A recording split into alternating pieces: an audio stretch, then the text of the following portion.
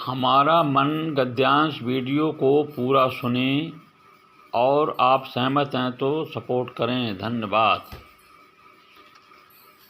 मन को सभी जानते हैं, जानते ही क्या हैं, ये सारा संसार और जीवन गत का कारण ही मन है। मन की ऊर्जा पुंज से ही सारा संसार गतिमान हो रहा है। ये ऐसी ईश्वर की प्रबल ऊर्जा है जिसे बड़े बड़े ऋषि मुनि, योगी, सन्यासी, गुरु, विद्वान और विज्ञानी इसे नहीं समझ सके और न इसको अपने बस में कर सके। सभी इसकी विशाल शक्तिशाली ऊर्जा पुंज में झुलसते चले गए, कोई भी नहीं बचा।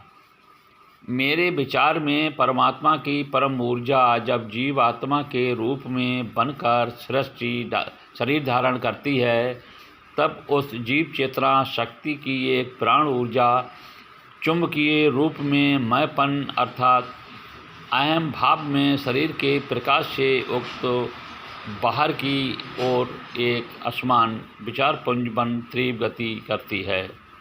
इसका ही नाम मन है।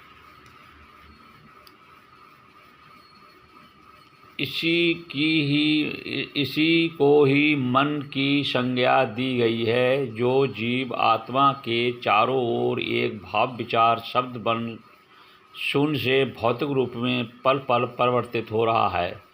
इसी के प्रभाव से अहम के वशीभूत मन सदा सुखवाद की ओर अग्रसर होता है, जो जगत के आकर्षण और तृष्णा का कारण बनता है। यही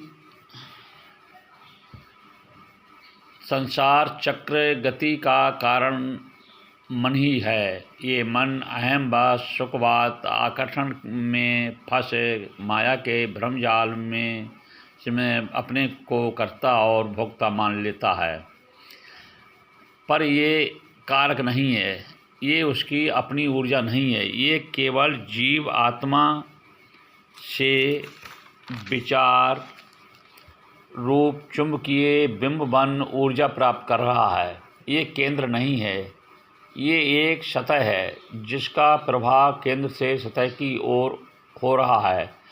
इसीलिए मन भाव विचार का प्रभाव ब्रह्म अर्थात बाहर की ओर है, अंतर जगत अर्थात अंदर की तरफ नहीं है। यही संसार है, यही मन है।